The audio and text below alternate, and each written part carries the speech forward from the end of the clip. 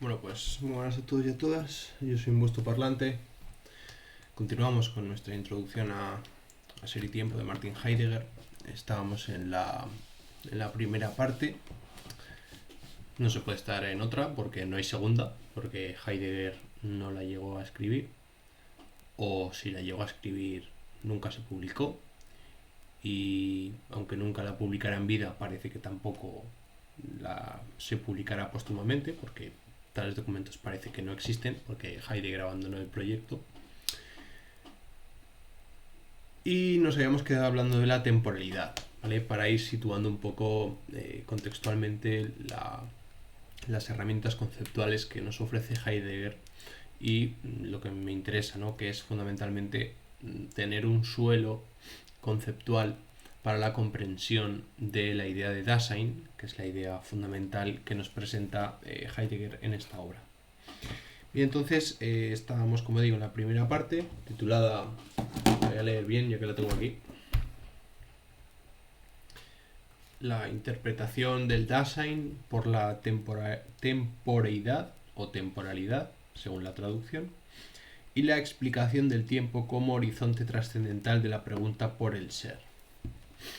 Y entonces, recapitulando o sin recapitular, volviendo sobre lo mismo una y otra vez, el Dasein es este ser en el mundo, ¿no? Es decir, que analizado analíticamente podemos ver cómo el Dasein es ser en el mundo. Insisto, cómo analizar consiste en dividir por partes, dividir en trozos un todo, un complejo, un conjunto de cosas, en dividirlas en sus partes más simples y evaluarlas por separado. Pero que en la realidad se nos da como evidencia, se nos da como algo unitario, como todo a la vez. Porque subyace en él, en esa evidencia, una estructura unitaria, ¿no? En nuestro caso, en el caso del Dasein, pues existiría una estructura unitaria en la medida en la que el fenómeno se me da como tal, ¿no? Es decir, que la unidad vendría dada por el conjunto de fenómenos que suceden en un mismo Dasein, ¿no? Que suceden en una misma persona, que es cada cual en cada caso. Bien, entonces podríamos decir, a través del capítulo 1, cómo nosotros no tenemos existencia, sino que somos existencia. Somos Dasein en cada hecho de nuestro propio existir, de nuestro propio vivir. Y ese nosotros somos existencia consiste en el hecho de decir que mi ser es el mío y no de otro, ¿no? Que cada vez, en cada momento, soy yo y no otro. Que ese yo siempre nos acompaña, siempre está presente. Soy mi propio existir. Soy, o el hecho de consiste en ser un yo cada caso. El ser, en cada caso, el ente que soy. Ese ser que es cada vez el mío, cada vez que me lo voy apropiando a través de cada situación. Bien, la esencia del Dasein, de este ente que soy yo mismo en cada caso, consiste en tener que ser, tener que existir, tener que realizar, ejecutar mi propio existir, tener que elegir nuestra vida, nuestro yo en cada caso. Decía Kierkegaard aquello de cuando yo elijo algo, me elijo a mí mismo, ¿no? Porque, queriendo decir que me tengo que responsabilizar de mi propio ser. Pero no puedo adelantarme a saber qué es lo que va a pasar con mi elección vital, ¿vale? Uno puede elegir jugar un partido, pero esa elección puede dar lugar a múltiples situaciones, múltiples contextos, ¿no? Pues uno puede ser muy bueno, resultar ser muy bueno, resultar ser muy malo, resultar ser muy compañero, resultar ser muy egoísta, puede resultar lo que sea, ¿no? Y en cada caso tendrá que hacerse cargo de su responsabilidad en esa elección, no queda otra, ¿no? Porque la existencia no se realiza sola, sino que hay que realizarla en cada caso. Solamente los Dasein existe. El resto de entes, el resto de cosas, están ahí. Simplemente, como están los útiles. Nosotros somos en el mundo. Nosotros existimos en el mundo. Mientras que las cosas están en el mundo. ¿Bien? Porque somos los únicos que somos autoconscientes de nosotros mismos, por decirlo con Kant. Es lo que Kant llamaba conciencia reflexiva o autoconsciencia cognitiva. ¿Bien? Eso que es la vida consciente y su caracterización esencial, es decir, la existencia, que es lo que se trata de mostrar en la analítica del Dasein. Somos un existir en cada caso. Somos existencia. No tenemos una existencia. Bien. Hay distintas maneras de ser posibles para el Dasein, como ya he comentado. El Dasein expresa el ser, no una propiedad de algo que está ahí, ¿vale? La existencia no es una propiedad de una sustancia, no es un atributo, sino que es un modo de ser, ¿vale? No son características de, o sea, quiero decir, las propiedades de algo son características de entes que están presentes, como una propiedad de los ojos, ¿no? Pues los ojos es un atributo humano, ¿sí? ¿Estamos de acuerdo? Es una propiedad del ser humano. Pero los caracteres de mi existir, los caracteres de la existencia humana, no están presentes, ¿vale? No son propiedades o atributos al uso, no son categorías, sino que ya vimos que eran existenciarios, porque no son cualidades comprobables empíricamente o no son objetivables. No es un qué, sino es un cómo. Son maneras de ser que pueden ser, que ni se ven y ni se tocan. El ser en discusión, del que se habla, en este caso el Dasein, no es abstracto, sino que es concreto, porque es cada vez el mío. No hablamos de un género cuando hablamos de un Dasein. La referencia al Dasein tiene que ver con el ser que cada vez es el mío. Yo soy, tú eres, él es, ¿no? Lo que sea, pero algo, ¿no? Algo característico. El Dasein es cada vez su propia posibilidad y, fundamentalmente, su propio poder ser, ¿vale? Es el famoso concepto heideggeriano del Sein können. Lo voy a decir en español vasto para que lo puedan escribir. Sein können, con dos Ns y con diéresis en la O. Bien, este Sein können es su posibilidad, porque además tenemos que ser, ¿vale? El Dasein es poder ser y tener que ser necesariamente, ¿no? Esa es su condena, podríamos decir, ¿no? Estamos condenados a elegir qué queremos ser, qué somos, porque si no elegimos también nos estamos eligiendo. Ya veremos luego con el tema de la impropiedad cómo el hecho de no elegirse libremente, vamos a decir así por lo pronto, conlleva una elección voluntaria o inconsciente, ¿no? Una elección no libre de aquello que tenemos que ser, porque algo hay que ser, algo hay que ser. Y si no lo eliges tú, lo elegirá otro por ti. Elegirá el mundo, ¿no? Por ti, lo que vas a ser. Bien. A no ser que te resistas mucho, ¿no? Pero claro, esto ya entramos en otro tipo de existencialismos. Yo soy cada vez mi propia posibilidad, mi propio poder ser, porque tengo que ser, estoy obligado a ser, por la propia estructura formal del Dasein, por cómo está hecho, por cómo estamos hechos, estamos condenados a ser algo. Por ese horizonte de posibilidades que se ejecuta desde lo que cada cual ha sido en su pasado, ¿no? Yo soy sobre todo lo que puede ser de mí, ¿no? Claro, uno es lo que puede ser, ni otra cosa, quiero decir, lo que puede ser de cada cual.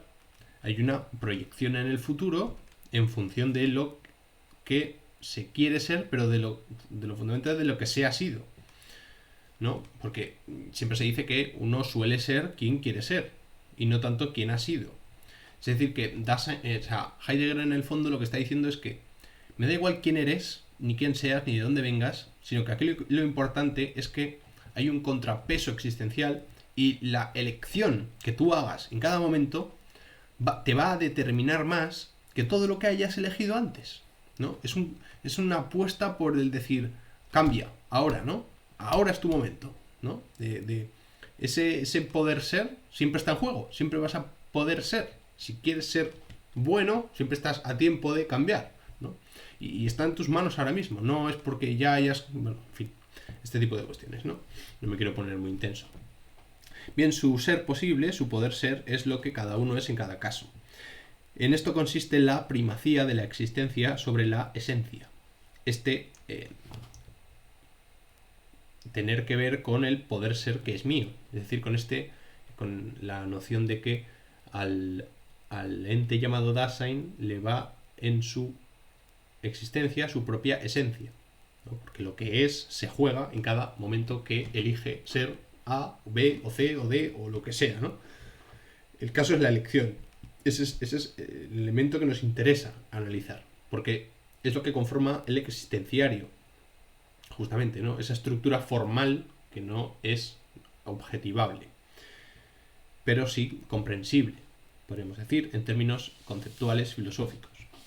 Bien, el Dasein, pues, es dinámico, es una estructura dinámica, no estática. No existimos en general, sino que existimos en cada caso. Soy el ente que soy dentro de mi posibilidad, de mi propio poder ser. Además de que comprendo mi poder ser, ¿no? Porque si no, no podría elegirlo.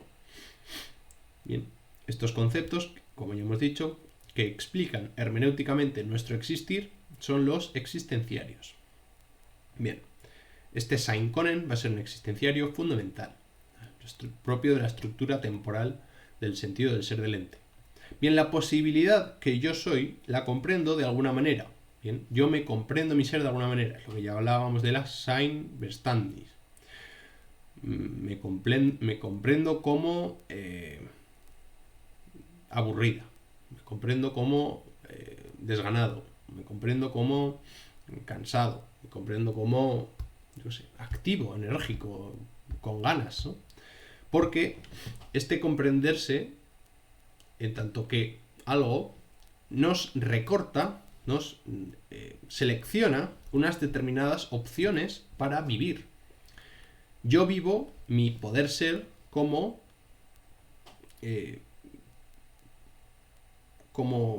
poco poder ser, ¿no? Si yo me veo muy cansado, lo que puedo ser es más bien poco.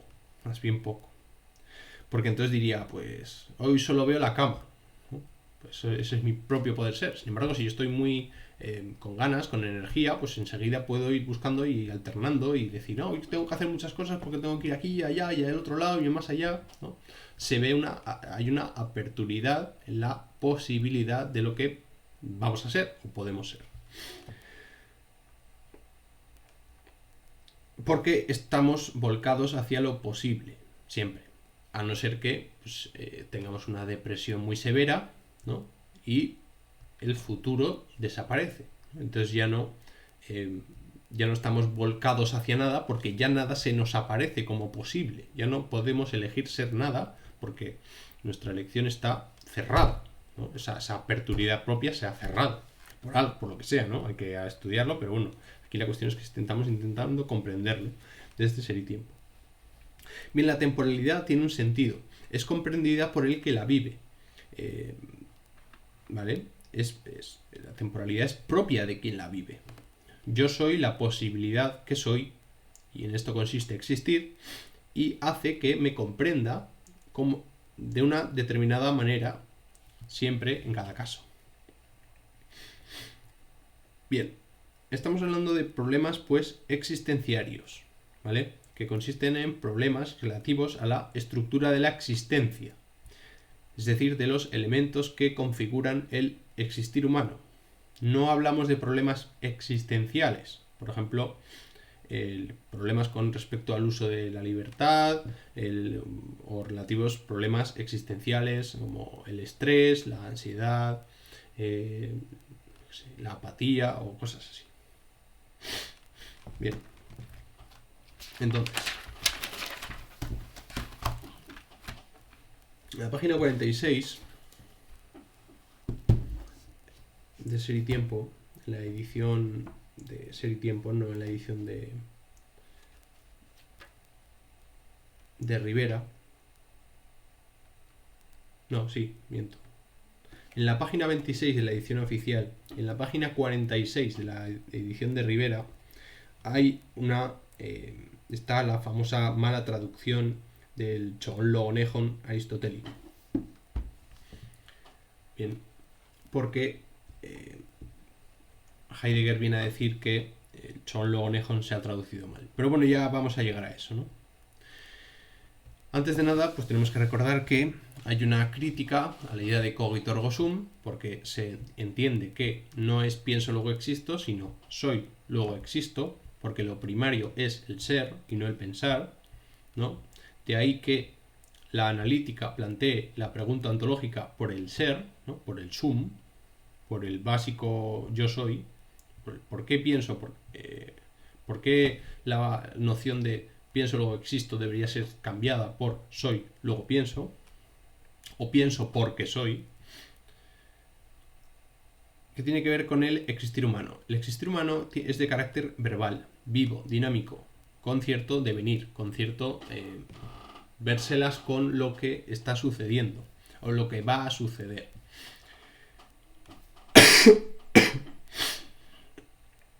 El ser del Dasein es su tener que ser en cada caso. Es decir, que su ser es su poder ser. En esto consiste el tiempo humano, el tiempo mediante el cual podemos determinar el tiempo de la ciencia, de la vivencia del ser humano, como teniendo carácter pragmático. La intencionalidad tiene una dimensión afectiva, los estados anímicos, que el sujeto no puede controlar, que desde una perspectiva fenomenológica todavía, ¿no? Diciéndolo con Husserl, podemos decir, ¿no? Esa dimensión afectiva no sucede, no se acontece, ¿vale? No podemos dominarla, porque uno no puede no tenerle miedo a algo cuando ya lo está teniendo, ¿no? El miedo aparece, el miedo sucede de repente, ¿no? Uno no puede teóricamente aplacar el miedo cuando ya se ha dado, ¿no? Es como cuando se intenta decirle al tímido, no seas tímido, ¿no? Es que si ser tímido no vale para nada, que teóricamente ser tímido no sirve para nada porque X razones. La persona es tímida, está en su propio ser, y eso no se puede contrarrestar con conceptos teóricos, ¿no? A él le sucede eso, y eso no se puede contrarrestar con conceptos propios del objetivable, porque su propia timidez no reside en algo que sea objetivable, sino que es su propio modo de ser, su propio ser, en definitiva. Bien, entonces, la tradición filosófica ha tenido un olvido de las experiencias fundamentales que dan lugar a los conceptos como alma o conciencia, que imponían al fenómeno cosas que él no era. No hay nada más de lo que se muestra y lo que se anuncia que se muestra. Esta es la diferencia entre lo que hemos comentado, ¿no? El pensar como la tercera persona, como la idea de teoría, como espectador, ¿no? Porque los theorein eran los espectadores de la antigua Grecia, ¿no? Los que iban al estadio a ver los Juegos Olímpicos, ¿no? Los espectadores. Mientras que en la primera persona, yo soy, consiste justamente en ese actuar, en ese hacer, en ese realizar un comportamiento que se está viviendo en primera persona, como praxis. ¿Vale? Entonces, la esencia de la persona es existir, ser yo misma en cada caso, o yo mismo en cada caso, me da igual, en la ejecución de de las decisiones que tomamos, de nuestros comportamientos. Bien, insisto, en esta página 46 se explica cómo la tradición filosófica no ha cartografiado bien la estructura del existir, ¿no? Entendiendo la cartografía como la conceptualización del fenómeno del vivir, ¿no? Porque se ha dicho que se ha nombrado como cuerpo, alma, espíritu, animal racional, etcétera, etcétera, etcétera. que son cuestiones que no hacen justicia al modo primario, originario, en primera persona del existir. ¿Qué es lo que permite que sigamos siendo nosotros mismos? Pues podríamos decir la mismidad. Yo sigo siendo mí mismo, yo sigo siendo mi propio ser, porque eso no ha cambiado. Sin embargo, lo que permite que no seamos siendo siempre iguales sería la diferencia, justamente. Hay cierta diferencia en la mismidad y hay unas estructuras difíciles de plantear aquí. Bien, el poder ser incorpora todas las posibilidades. ¿Hago todo lo que puedo hacer? Es la gran pregunta. Bien, entonces aquí llega la traducción heideggeriana del Chogon Logonejón, que es la famosa frase de Aristóteles, según el cual el ser humano es un animal racional. Según Heidegger, esto es una mala traducción porque Chogon es vida, Logón es hablar, ¿no? El logos es el decir, los decires, ¿no? Sí, los decires. Lo que pasa es que se ha traducido como razón. Claro, el concepto de razón, pues más oscuridad no puede tener, pese a que parezca muy racional, ¿no? Por otra parte. Y sea muy utilizado en la tradición filosófica. Pero bueno, a Heidegger no le interesa mucho porque resulta que para él oculta más de lo que muestra. No en balde, pues todos los conceptos emiten una sombra proporcional a la luminosidad que emiten sobre los fenómenos que pretenden ilustrar. Entonces, según Heidegger, la traducción debería decir lo siguiente: vida cuya estructura es significar, ¿vale? O, dicho de otro modo, vida que consiste en una serie de significados articulados por el discurso o por el lenguaje, ¿vale?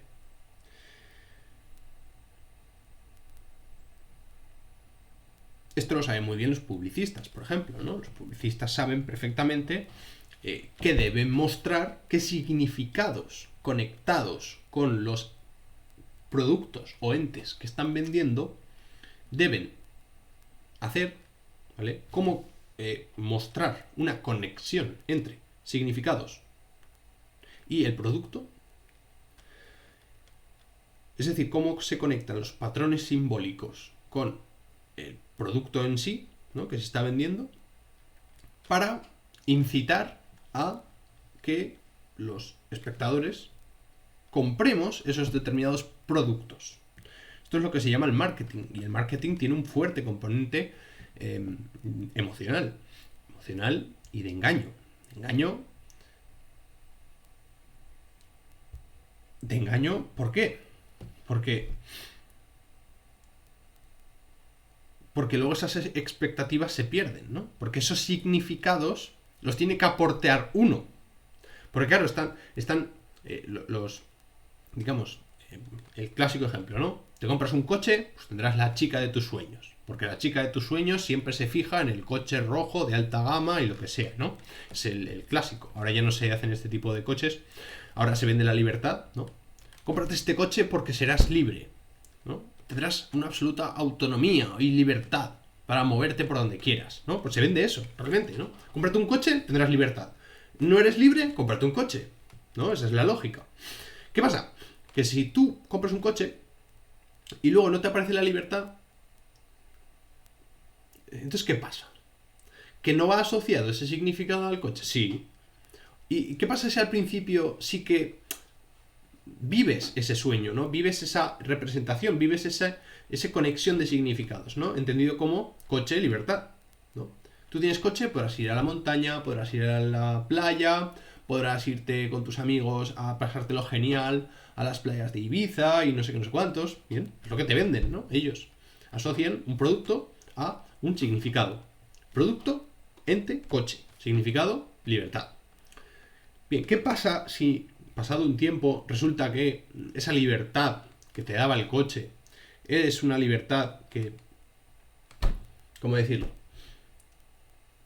Que ya no es tal, ¿no? Que te sientes igual de esclavizado, no esclavizado, ¿no? Pero te sientes igual de retenido, de imposibilitado a hacer cosas, pese a tener el coche que representa la realidad. Pues que el anuncio te muestra otro coche, otro producto a través del cual vas a poder alcanzar la libertad o la felicidad o lo que ustedes quieran, ¿no? Entonces necesitas comprar ese otro objeto para llegar a alcanzar ese significado, porque al final lo que la gente quiere no son cosas. Lo que la gente quiere son que le sucedan determinadas cosas que van asociadas a determinados entes. La gente no quiere ser rica. La gente quiere lo que conlleva ser rico. Ser muy reconocido, ser querido por, ser... eso en definitiva, ¿no? Porque ser rico en sí, tener mucho dinero, ¿para qué? ¿No? Quiero decir, o sea, ¿qué sentido tiene tener muchos billetes? Puedes comprar todo. ¿Y qué sentido tiene comprar todo? ¿Para qué? ¿No? Para tener pues ese tipo de cuestiones que no se pueden comprar con dinero, ¿no? Que siempre se habla mucho, ¿no? Claro, es que en el fondo es toda una trampa. Vivimos en una trampa increíble, ¿no?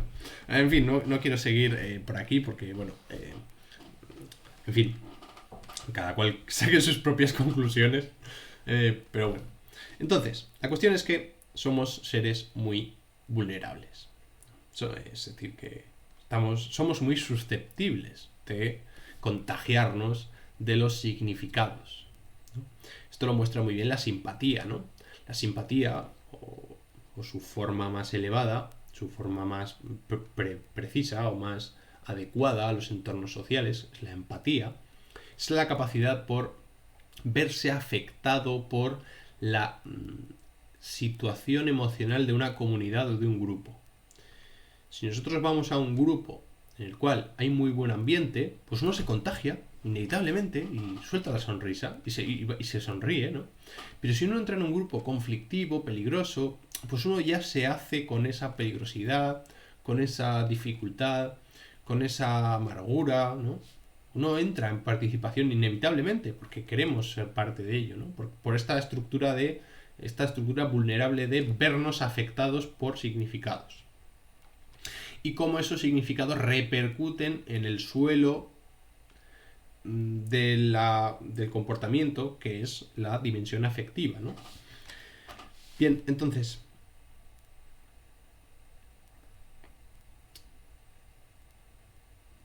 la crítica que hace Heidegger la está haciendo, pues, tanto a la sustancia, o a entender el ser humano como una sustancia, ¿vale? No, mejor dicho, a entender el ser del ente llamado ser humano como una sustancia, ¿vale? Contra eso esto está criticado. Contra la noción de que el ser humano es un animal. El ser humano no es un animal. El ser humano está vivo. ¿Bien? Contra la noción de la racionalidad. La racionalidad no es la inteligencia o el pensamiento, sino que originariamente Aristóteles lo que quería decir, según Heidegger, es que el ser humano articula significados, moviliza significados a través, obviamente, de las palabras, que es el vehículo fundamental de los significados, pero no es el único, ¿no? Porque pues sigo con el ejemplo del anuncio, ¿no? Los anuncios tienen un componente lingüístico claro, porque te lo dicen, ¿no? Porque te lo muestran en pantalla, te ponen esos eslóganes famosos. Necesito un eslogan, ¿no? El gran publicista siempre dice, dame un buen eslogan, necesito un buen eslogan para esta tarde, ¿no? Porque quiere una frase que resuma todo, para captar la atención del espectador. Pero no, insisto, no solo se articulan significados a través de las palabras, aunque es su medio más habitual, sobre todo las palabras orales, sino que se trata de captar la atención a través de la imagen.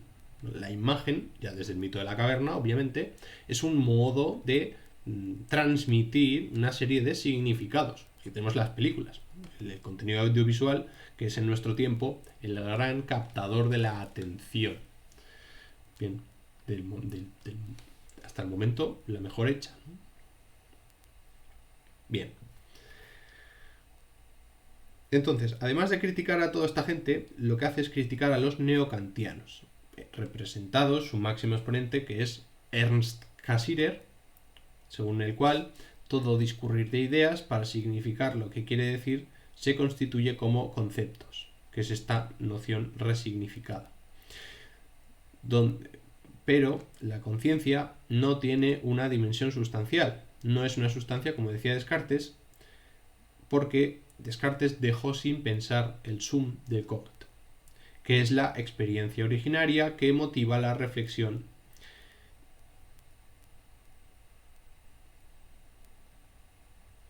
Aquí no tengo muy claro lo que digo aquí mismo, pero bueno. Bien.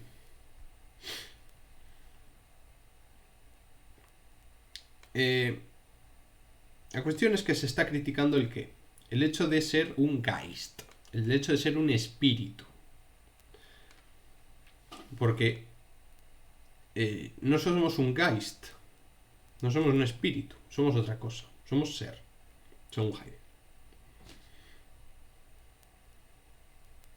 Los términos son los siguientes, ¿no? Dice los neocantianos hablaban del siguiente modo. Ser un espíritu consiste en tener una capacidad de convertir en un objeto cada estímulo a través de una nueva dimensión simbólica. Por ejemplo, Scheller es un autor que también está utilizando los conceptos de Geist, el concepto de espíritu y el concepto de persona, también sobre todo, con una que claro, arrastran una carga conceptual filosófica de siglos, ¿no? De Kant, de Hegel, de Descartes, pero no solo, también de los romanos, etc. Que marca el sentido, que determina el sentido, que anticipa el descubrimiento del fenómeno originario mismo del que está hablando. Superpone significados, podemos decir, ¿no? Y esta superposición de significados es justamente el velo que impide ver el primer suceso, vamos a decirlo así, ¿no? Por eso de lo que se trata es de hallar la aletheia o el desvelamiento de todos estos conceptos. Bien, ¿qué más?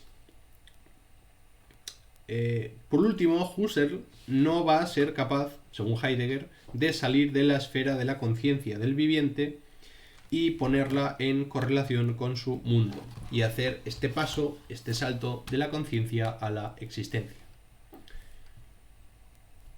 Porque, por ejemplo, en Heidegger, que tenemos una conceptualidad filosófica de nuevo cuño, por eso es tan difícil su lectura, ¿no? por esa novedad, por esa nueva manera de hacer ontología, por esos nuevos términos tan famosos, tan complicados, tan de guioncitos, y por su forma de escribir, que tampoco se queda atrás, ¿no? Tan... bueno, en fin, lean a Heidegger. Y ustedes mismos lo comprobarán, es como leer a Hegel, ¿no?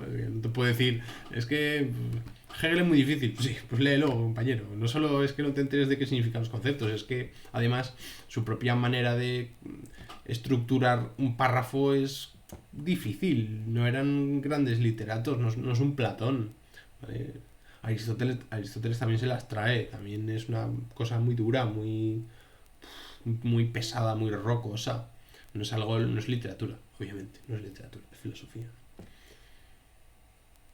Lo que pasa es que la filosofía, cuando se convierte en literatura, ¿no? cuando adquiere tintes de belleza artística, parece que estamos ya en discursos edificantes y que lo único que se quiere es satisfacer y entretener.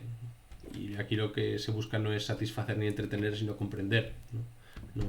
No buscamos la belleza, sino la verdad, ¿no? Estudiar física o estudiar matemáticas no se hace por belleza de las ecuaciones. ¡Y qué belleza de ecuación! Bueno, sí, se podrá decir, pero el trabajo de estudiar física no es algo bello. Vamos, no sé, ¿eh? O estudiar ingeniería de telecomunicaciones no creo que es algo muy bello. Pero sin embargo es trabajar por la verdad, ¿no? En fin, estas son cuestiones que tampoco sé muy bien por qué las comento. Me vienen así, como de un genio que tengo dentro, que decía Sócrates.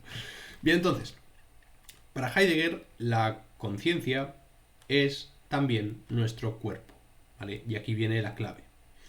Heidegger desencapsula la conciencia, rompe con el solipsismo, entendiendo la intencionalidad husserliana, la idea de la conciencia como conciencia de algo, y su sustantivación en el plano existentivo, en el plano existencial, en Gauss, en tanto que actos de la conciencia en el mundo, ¿vale? Actos conscientes en el mundo. ¿De quién son conscientes? De mí. ¿Por qué? Porque tengo comprensión del ser. Bien. Luego, los conceptos de la tradición van a sufrir una destrucción hermenéutica.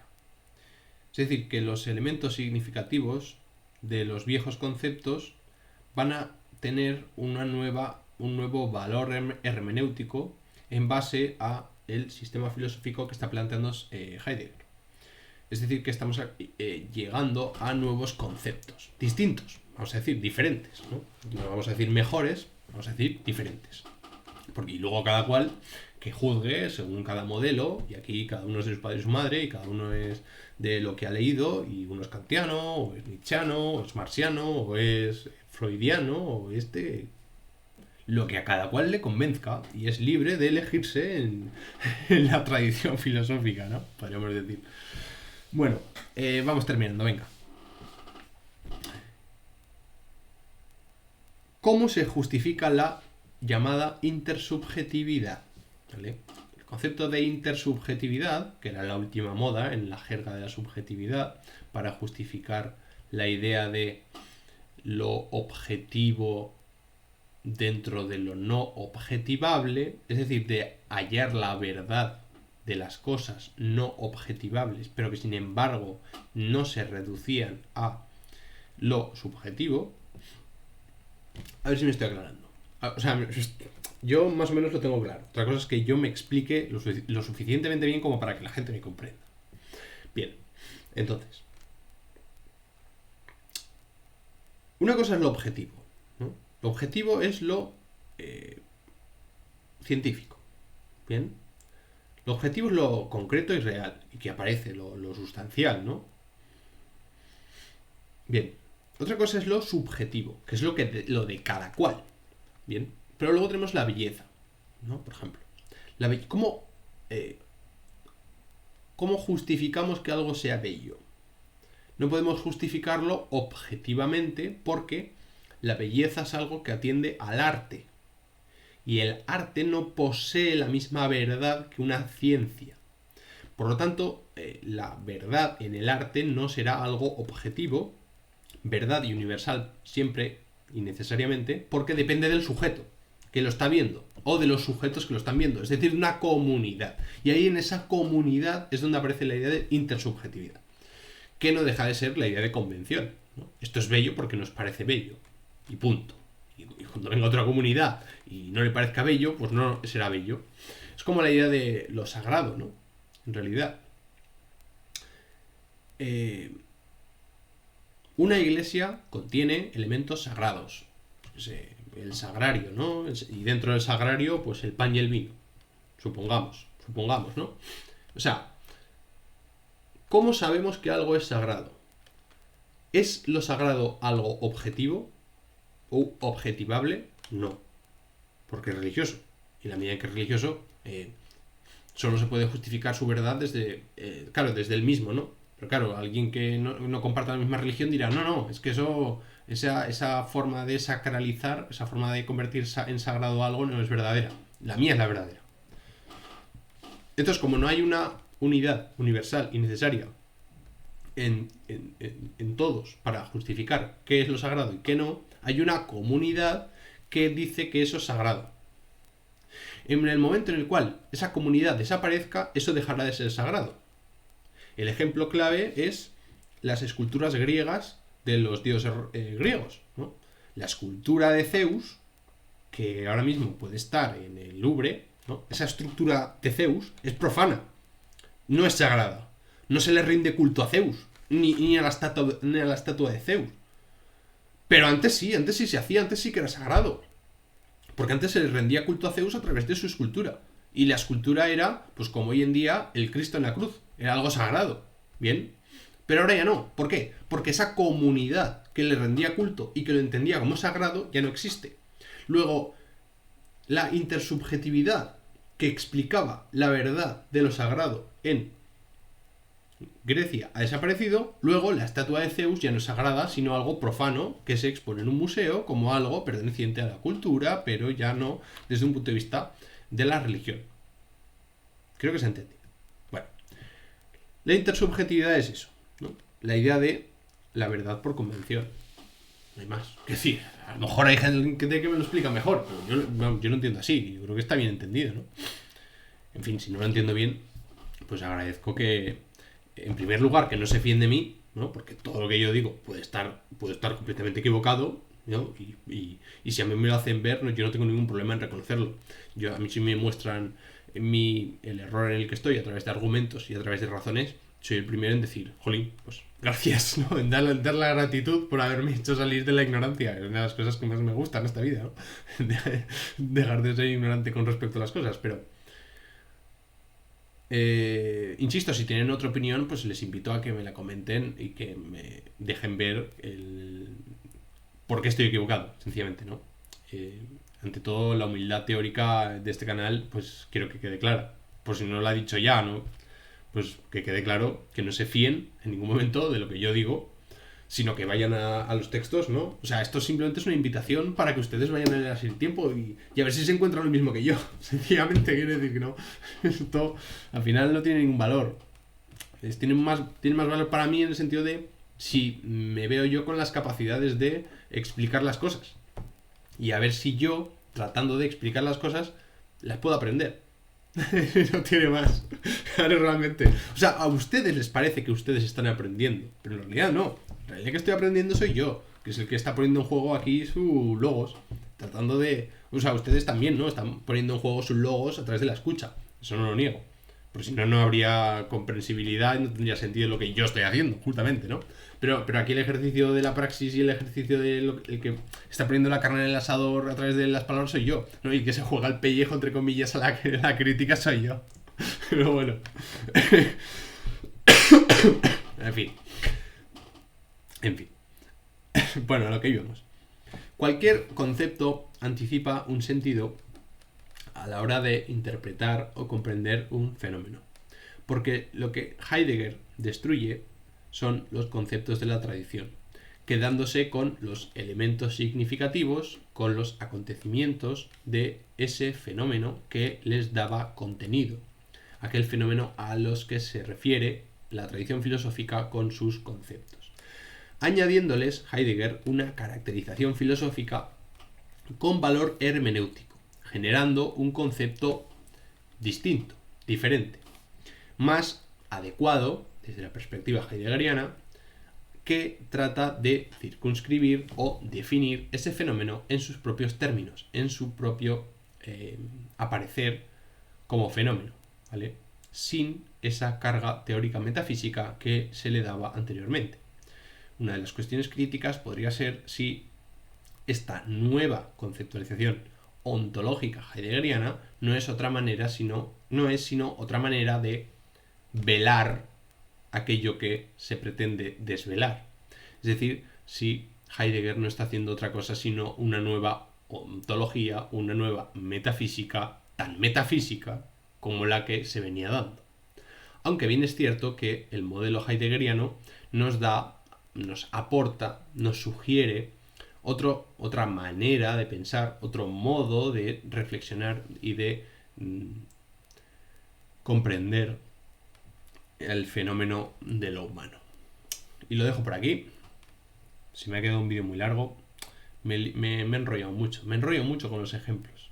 Al final los ejemplos es lo menos valioso de la filosofía, porque además son muy engañosos y muy perjudiciales en general. Y porque lo interesante en filosofía es comprender lo abstracto. Y a través de lo concreto se pierde la dimensión universal de lo abstracto, ¿no? Bueno. Pero claro, es que no podemos comprender, ¿no? Si no jugamos a fútbol de críos, ¿cómo vamos a comprender la idea de fútbol, no? ¿Qué ejemplo más tonto? Por ejemplo, por eso no pongo ejemplos. Bueno, lo dicho, que no lo quiero hacer más largo, se acabó. Muchas gracias a todos y a todas por llegar hasta aquí, si es que han llegado. Y nada, pues nos vemos en la próxima. Un saludo, venga, hasta luego.